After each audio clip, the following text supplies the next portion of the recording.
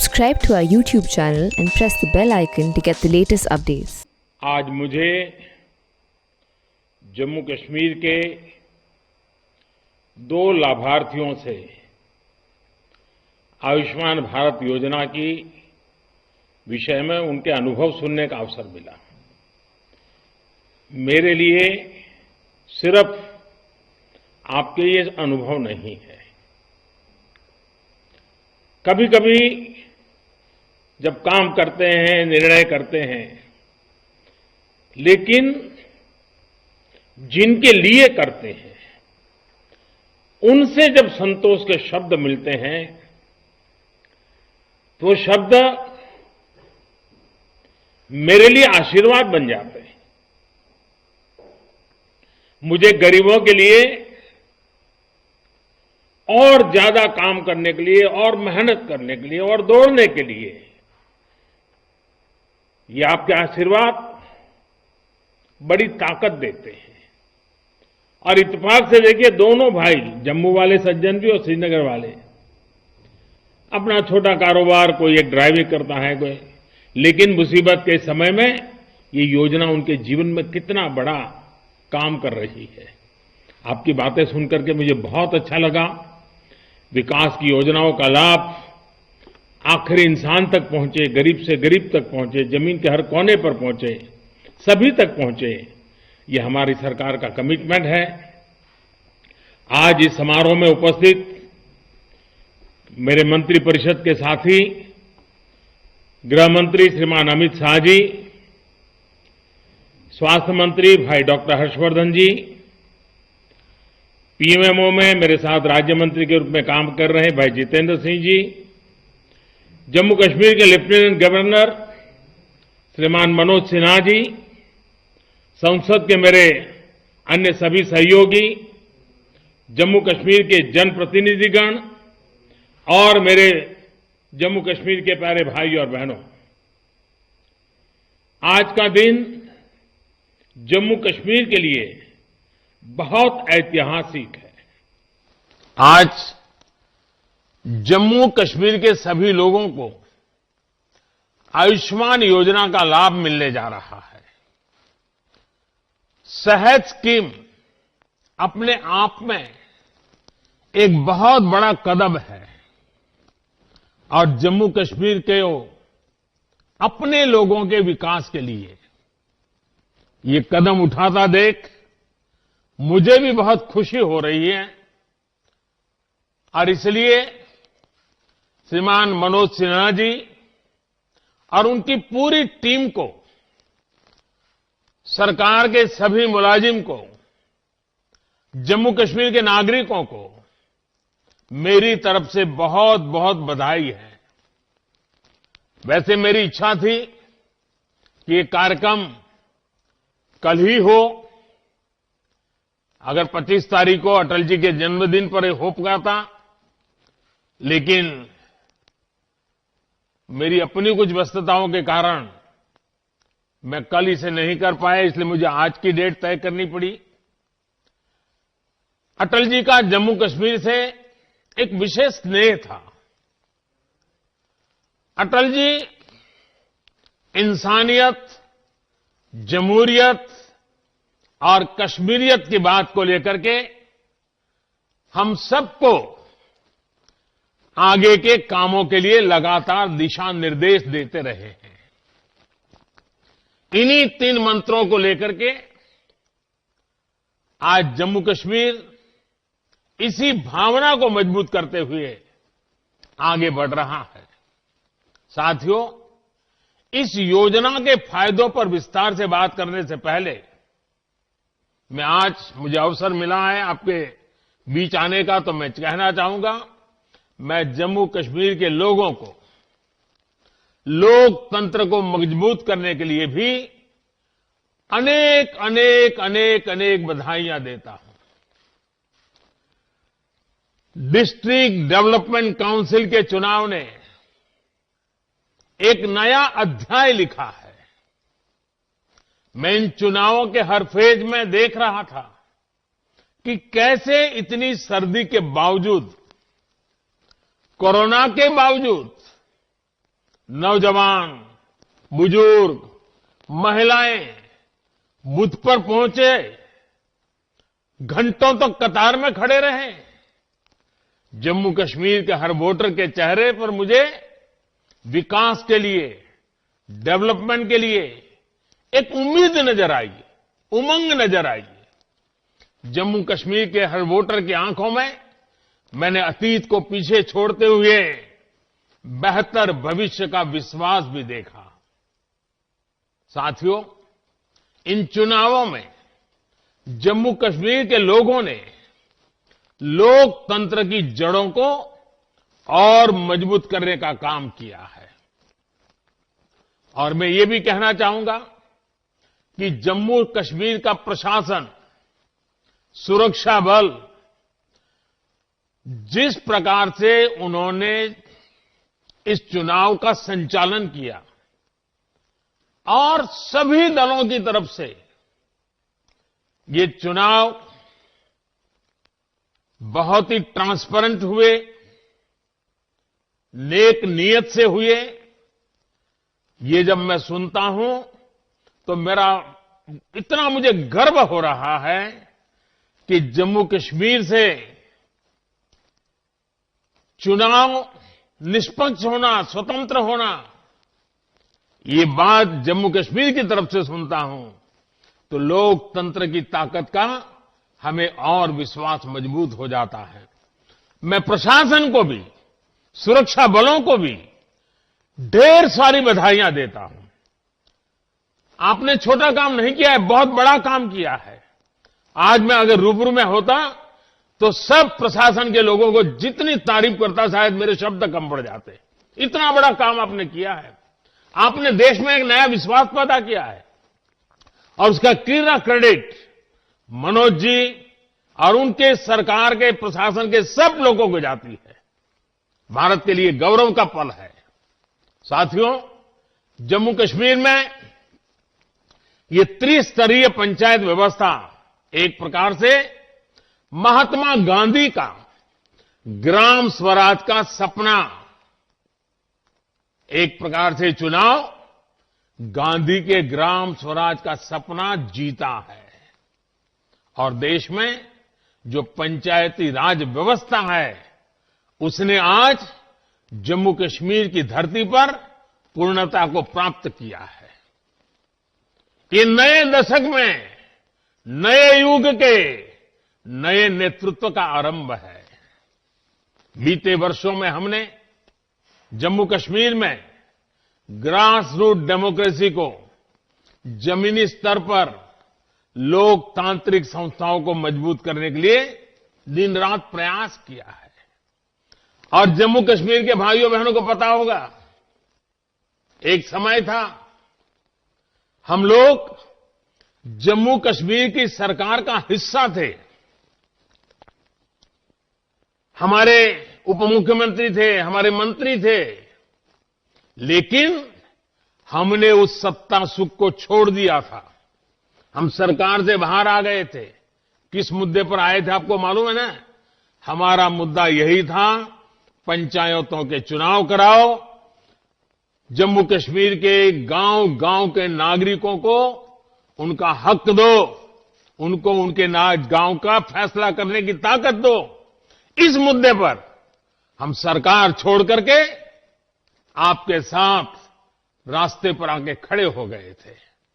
और आज मुझे खुशी है कि ब्लॉक स्तर पर, पंचायत स्तर पर या फिर जिला स्तर पर आपने जिन लोगों को चुना है उनमें से ज्यादातर आपके बीच ही रहती हैं। वो आपके बीच से ही निकलकर चुनाव जीते हैं। उन्होंने भी वो ही परेशानियां उठाई हैं जो आपने उठाई है। उनके सुख दुख, उनके सपने, उनकी उम्मीदें भी आपके सुख दुख, आपके सपनों और उम्मीदों से पूरी तरह मेल खाते हैं। ये वो लोग हैं जो अपने नाम के बल पर नहीं, बल्कि अपने काम के बल पर आपका आशीर्वाद ले पाए हैं, और आज आपने उनको आपका प्रतिनिधित्व बना देने का हक दिया है। आज आपने जिन युवाओं को चुना है वो आपके साथ काम करेंगे, आपके लिए काम करेंगे। और जो लोग चुन करके आए हैं, मैं उनका भी बहुत बहुत अभिनंदन करता हूं। और जो इस बार विजयी नहीं हो पाए हैं, उनको भी मैं कहूंगा कि आप निराश मत होना, जनता की सेवा लगातार करते रहना। आज नहीं तो कल आपके नसीब में भी विजय आ सकता है। लोकतंत्र में यही होता है, जिसको मौका मिले वो सेवा करे, जिसको मेरे मौका न मिले वो सेवा के फल में कोई रह जाता है तो उसके लिए लगातार सक्रिय रहे। आप आने वाले समय में उन्हें अपने क्षेत्र के साथ ही देश के लिए बड़ी भूमिकाओं के लिए भी तैयार कर रहे हैं। जम्मू कश्मीर में इन चुनावों ने ये भी दिखाया है कि हमारे देश में लोकतंत्र कितना मजबूत है।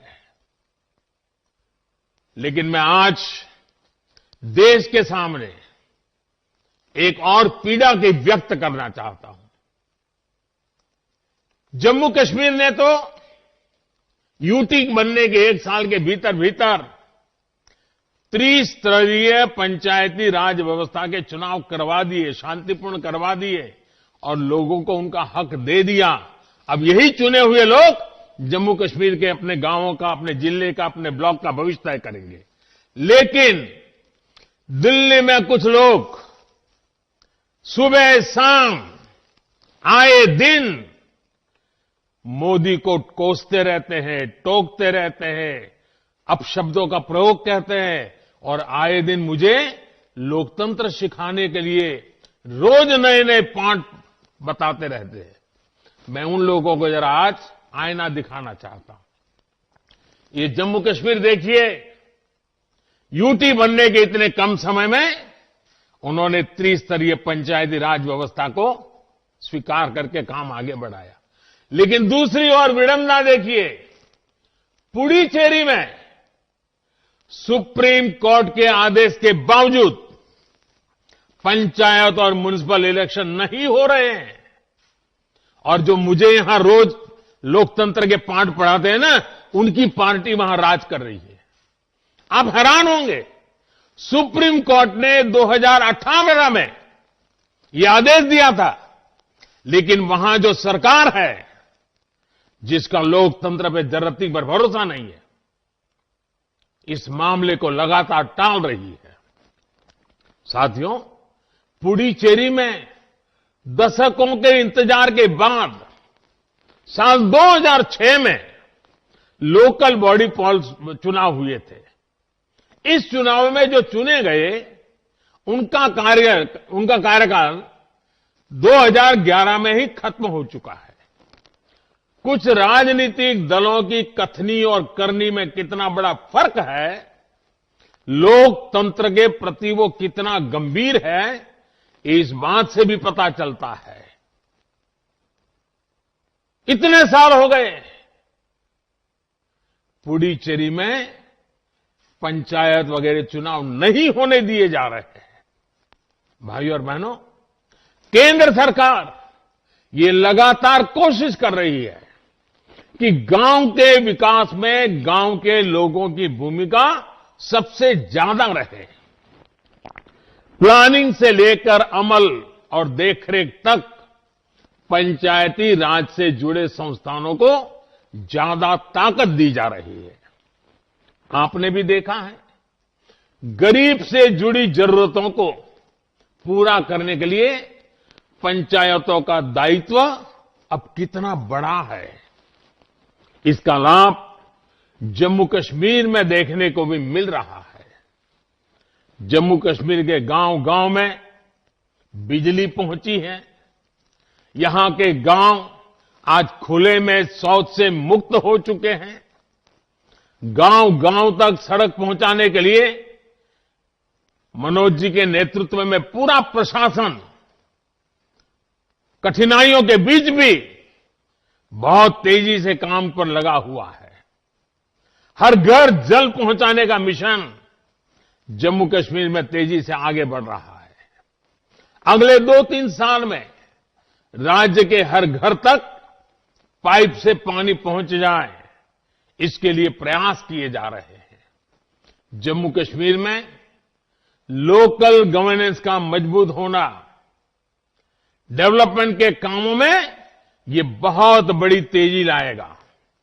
साथियों, आज जम्मू कश्मीर के लोगों का विकास हमारी सरकार की सर्वोच्च प्राथमिकताओं में से एक है।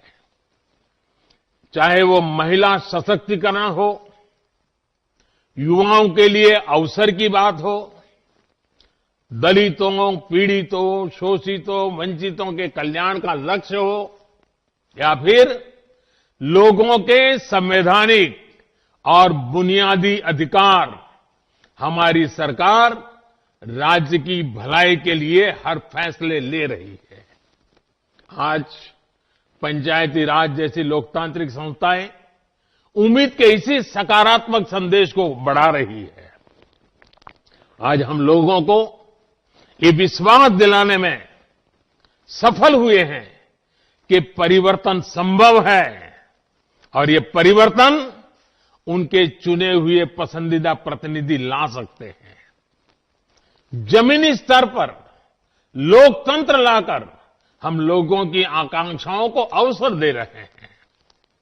जम्मू कश्मीर की अपनी महान विरासत है और इसके शानदार लोग अपने इस क्षेत्र को सशक्त करने के तरीके अपना रहे हैं, नए तरीके सुझा रहे हैं।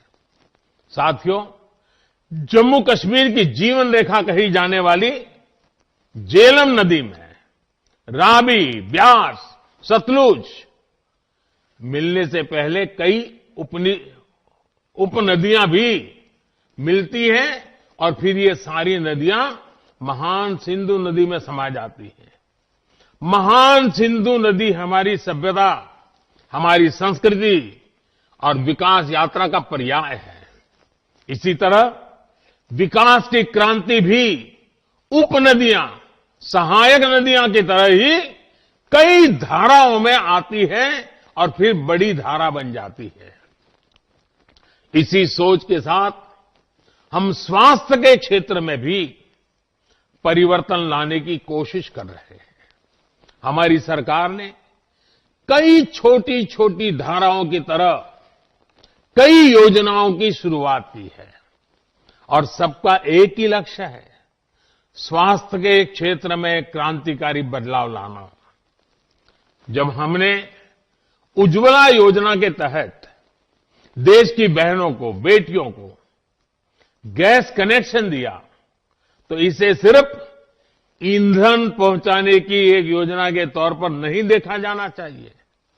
हमने इसके जरिए अपनी बहनों, बेटियों को धुएं से मुक्ति दिलाई, पूरे परिवार की स्वास्थ्य को सुधारने का प्रयास किया है।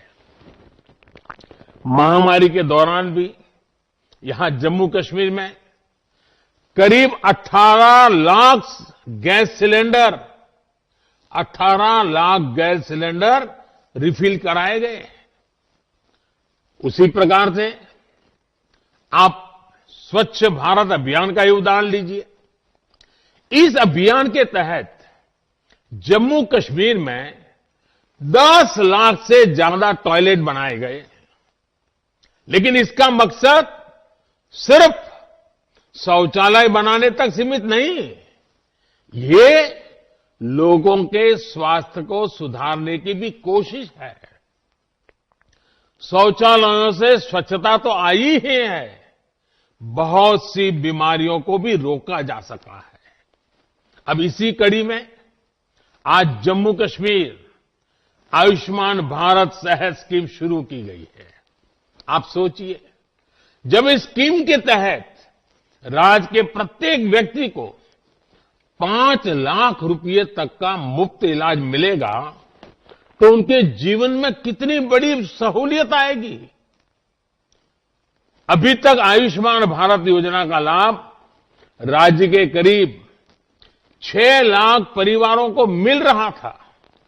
अब सेहत योजना के बाद यही लाभ करीब करीब 21 लाख परिवारों को मिलेगा। साथियों, बीते 2 सालों में 1.5 करोड़ से ज्यादा गरीबों ने आयुष्मान भारत योजना का लाभ उठाया है। इससे जम्मू कश्मीर के लोगों को भी मुश्किल से समय में बहुत राहत मिली है। यहां के करीब 1 लाख गरीब मरीजों का अस्पताल में 5 लाख रुपए तक का मुफ्त इलाज किया गया है। इसमें भी जिन बीमारियों का सबसे ज्यादा इलाज हो रहा है उसमें कैंसर, हार्ट और ऑर्थो से जुड़ी बीमारियां सबसे ज्यादा है। ये ऐसी बीमारियां हैं जिन पर होने वाला खर्च किसी भी गरीब की नींद उड़ा देता है। और हमने तो देखा है कि कोई गरीब परिवार मेहनत करके थोड़ा ऊपर आए और मध्यम वर्ग की और आगे बढ़े, और अगर परिवार में कोई एक बीमारी आ जाए तो फिर वो गरीबी के चक्कर में वापस फंस जाता है।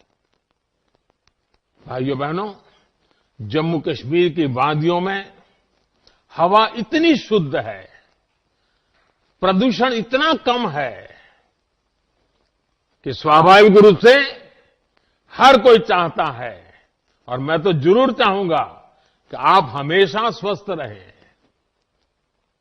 हां, अब मुझे ये तसल्ली है कि बीमारी की स्थिति में आयुष्मान भारत सेहत स्कीम आपकी एक साथी बनकर मौजूद रहेगी।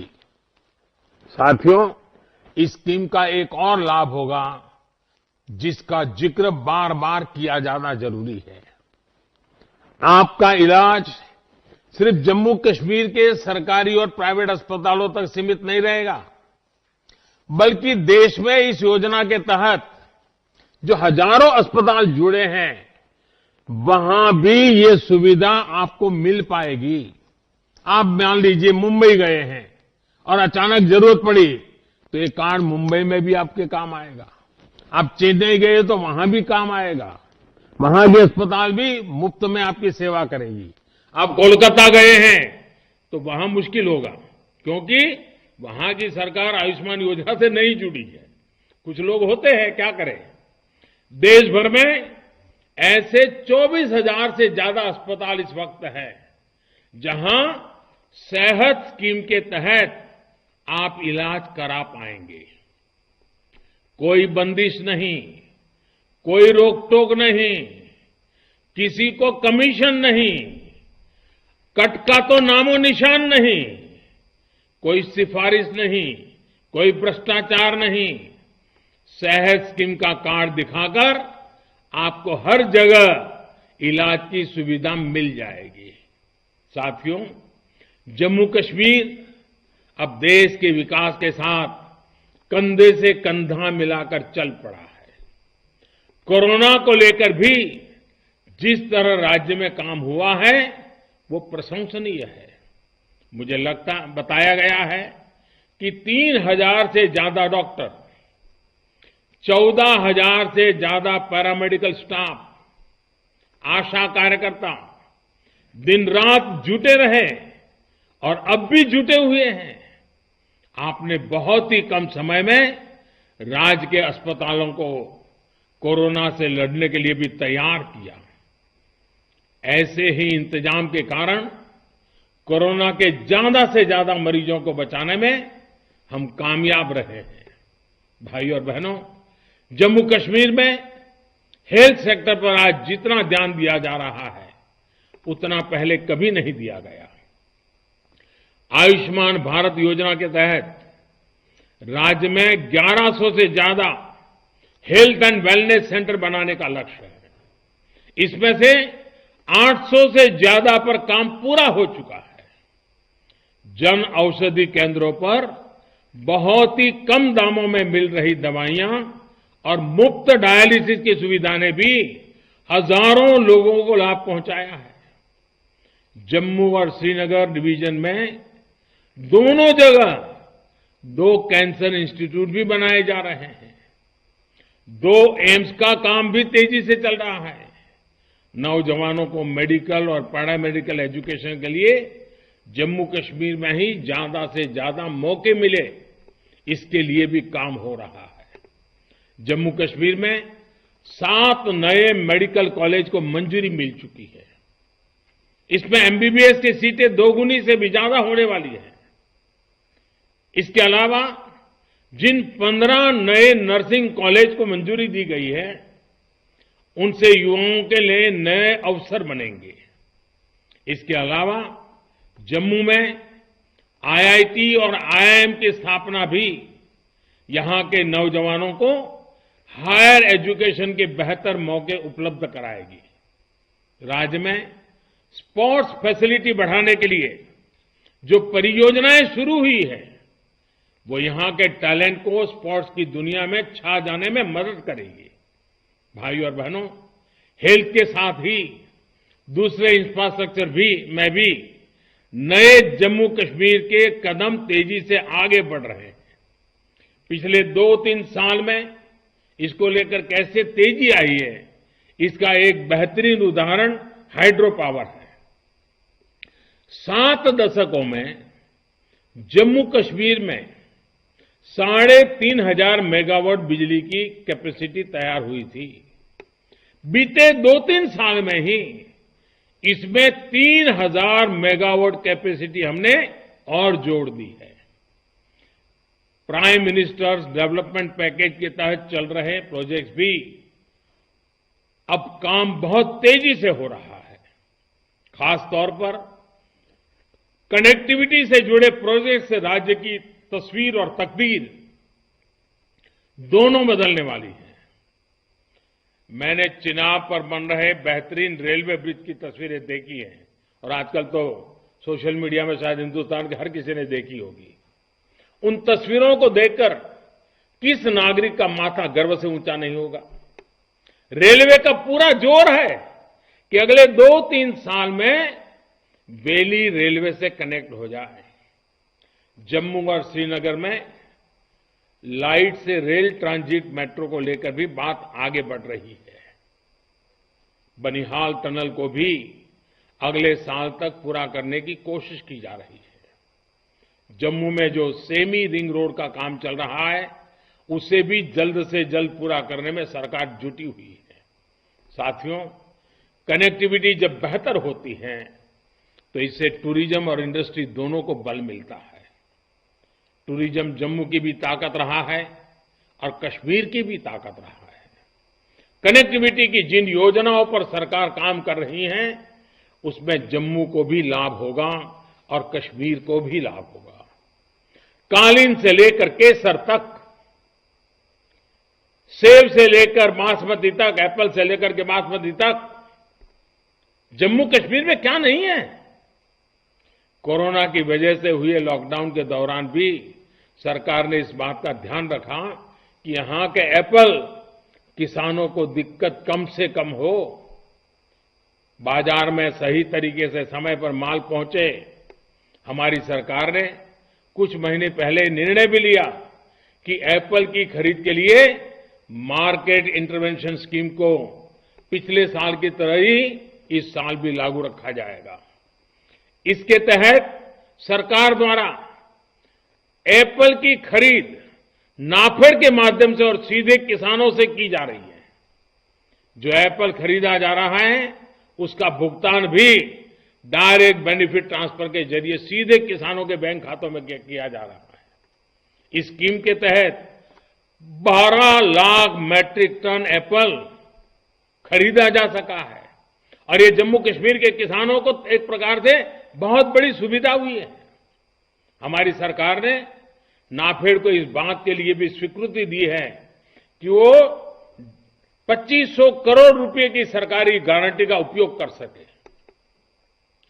एप्पल की खरीद के लिए आधुनिक मार्केटिंग प्लेटफॉर्म उपलब्ध कराने के लिए, ट्रांसपोर्टेशन की सुविधाएं बढ़ाने पर सरकार ने लगातार प्रगति की है। एप्पल की स्टोरेज के लिए सरकार जो सहायता कर रही है, उसमें भी किसानों को बहुत लाभ हुआ है। यहां पर नए किसान उत्पादक संघ एफपीओ का निर्माण हो, अधिकतम बने, इसके लिए भी लगातार प्रशासन प्रयास कर रहा है। नए कृषि सुधारों ने जम्मू में भी और घाटी में भी दोनों जगह फूड प्रोसेसिंग इंडस्ट्री के लिए नए अवसर बना दिए हैं। इससे हजारों लोगों को रोजगार और स्वरोजगार के मौका मिलने वाला है।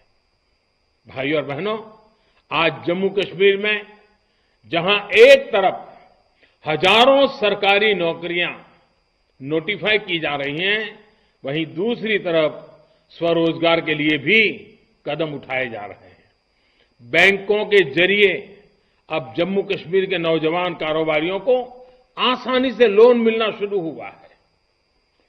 इसमें भी हमारी बहनें जो सेल्फ हेल्प ग्रुप से जुड़ी हैं, वो ज्यादा से ज्यादा संख्या में आगे आ रही हैं।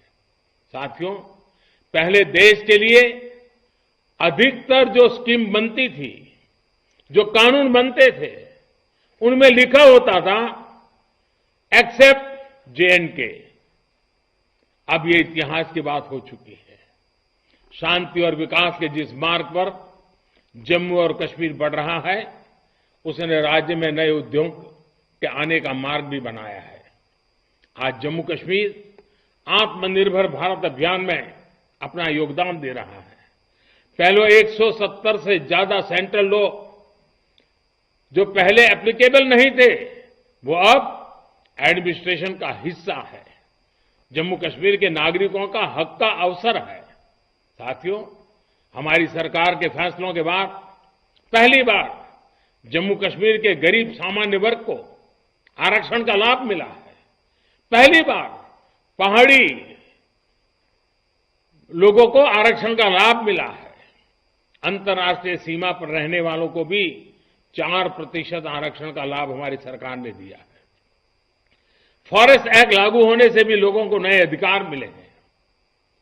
इससे गुर्जर, बकरवाल, अनुसूचित जनजातियां और पारंपरिक रूप से जंगलों के आसपास रहने वालों को जंगल की जमीन के इस्तेमाल का कानूनी अधिकार मिला है। अब किसी के साथ भी भेदभाव की गुंजाइश नहीं है। जम्मू कश्मीर में दशकों से रह रहे साथियों को डोमिसाइल सर्टिफिकेट भी दिए जा रहे हैं। यही तो है सबका साथ, सबका विकास, सबका विश्वास। साथियों, सीमा पर होने वाली शेलिंग हमेशा से चिंता का विषय रही है।